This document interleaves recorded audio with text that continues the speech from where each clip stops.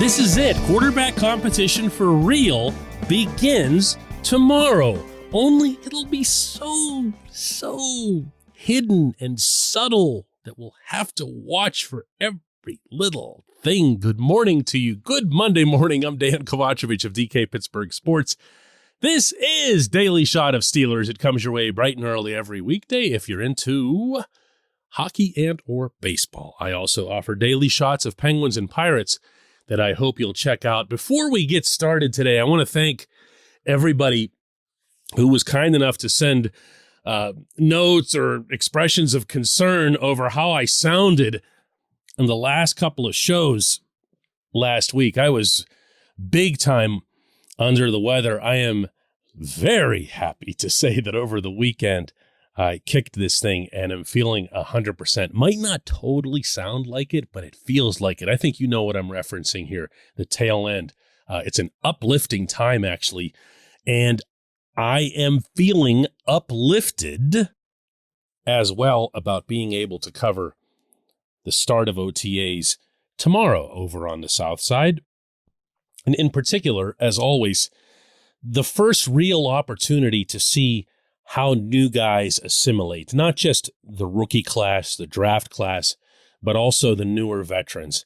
And look, let's not pretend that this is going to be about much of anything beyond the quarterbacks, at least from the news standpoint. It's what we're all going to be watching for over there.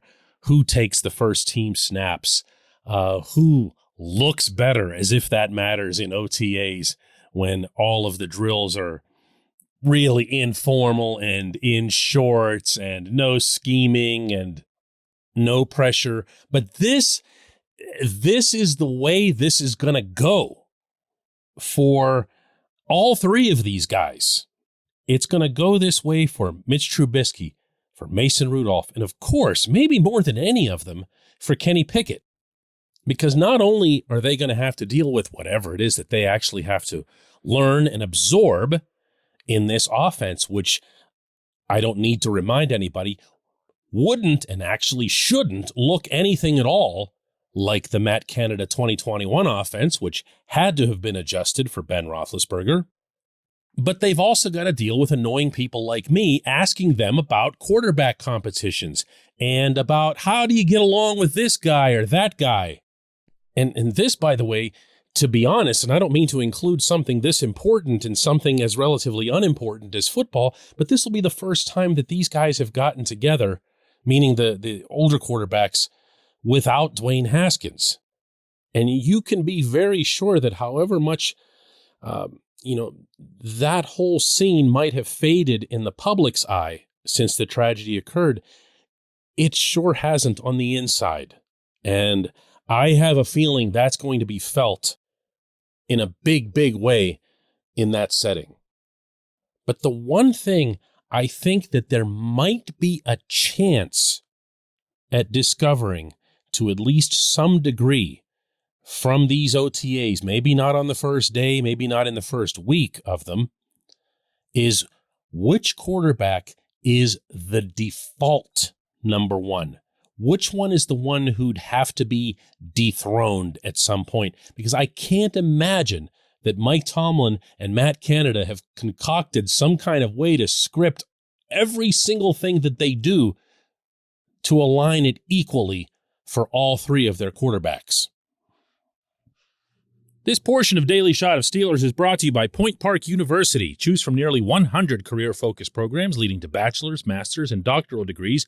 Choose when and how you'd prefer to do that studying, whether it's at Point Park's gorgeous downtown Pittsburgh campus, whether it's online, maybe a flexible hybrid format would work best for you. Find out more about all of this at pointpark.edu. My own feel is that Mitch Trubisky will be this team's quarterback.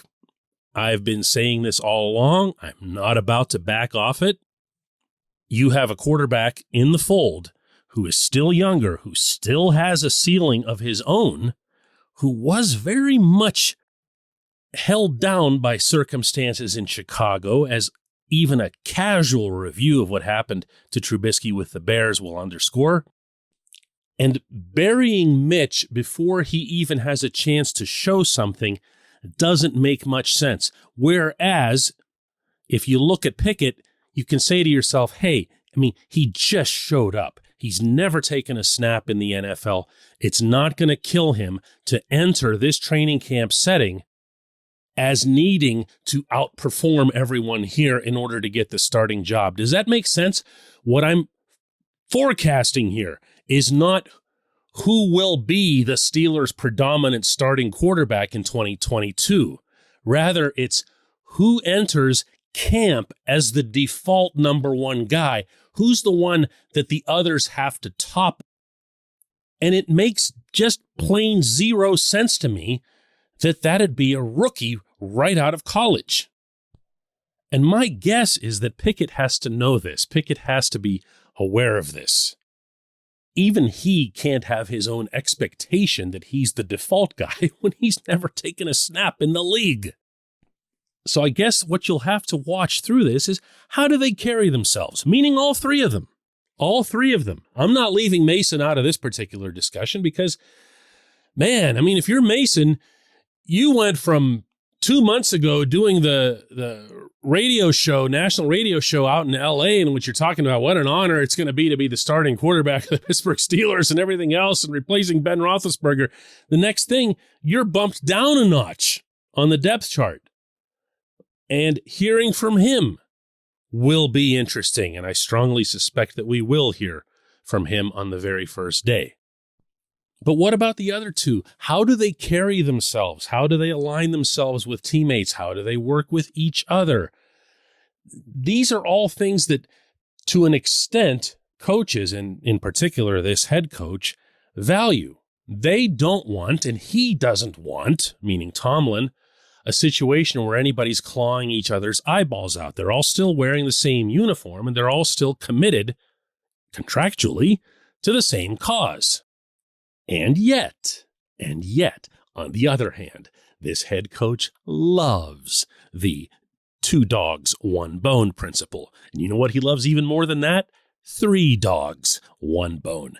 He is going to want to see them feel as if the throw that was executed just before them, when they go and take their turn in the next drill, has to be matched or topped. So if Mason comes in, throws a bullet down the field somewhere, Mitch comes in, feels like he needs to do the same or better. And the kid maybe gets a little bit humbled, and everybody benefits over the long term. My friends, we are in for a whole summer of this, including it getting grossly magnified. When we come back, just one question.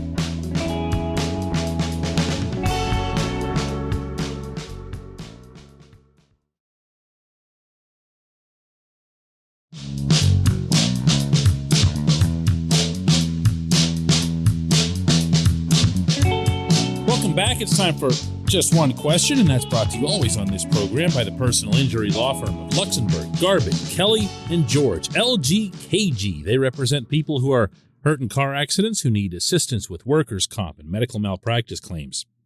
The attorneys at LGKG have been designated super lawyers, capital S, capital L, for the past 15 years. And yes, that is a real thing. The super lawyer designation is reserved for the top 5% of all attorneys in Pennsylvania. Learn more about them at lgkg.com or by calling 888-842-5454. And today's J1Q comes from Julie, who says, is it time for Matt Canada to put up or get out? He has the players with talent and speed to make this offense really go, but is he going to be the bust that he was last year? I'm going to do something a little bit different with my response to you, Julie, because the reason that I chose your question is the same reason that probably half of everyone hearing it right now went, really? Again? But this is what's coming my way. And I do try to pick the J1Q entries based in large part on what it is that people actually want to hear. And It's not like Julie's new to the show. I hear from Julie on a regular basis. She's a YouTube follower. And Julie knows we talk about Matt Canada a lot. Julie knows how many J1Q entries we've had on Matt Canada. Here's what I'm going to use this opportunity to do, and that is to pledge right here and now. And if I end up breaking this, feel free to throw it back in my face even months down the road.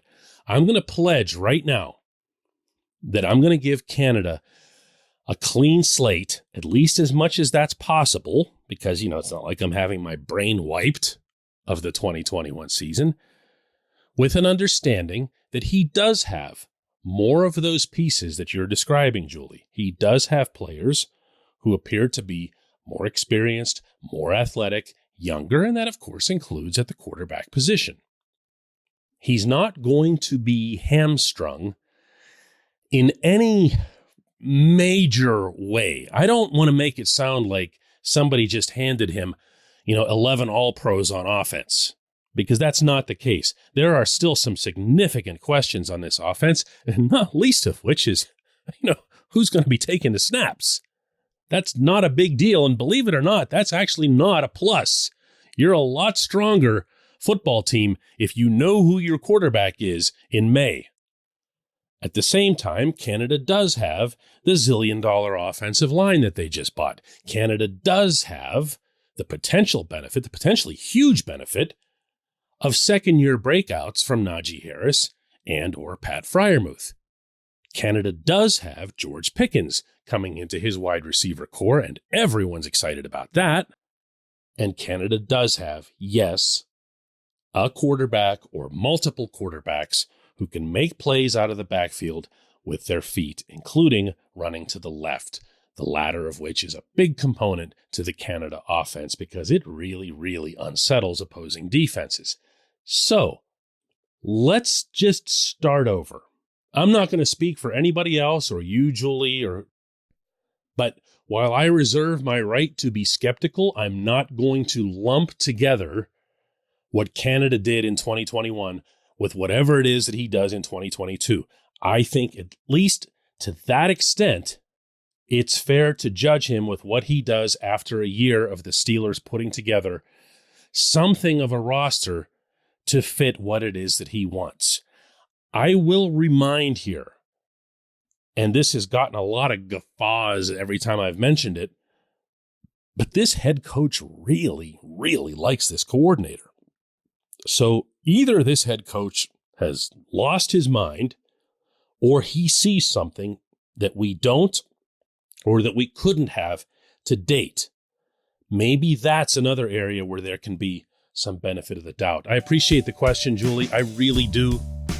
I'm grateful for all the questions that I get, including those about Matt Canada. Just keep right on sending them. And one more time, thanks to everybody for sending the kind messages and so forth over the weekend. Everything's good here.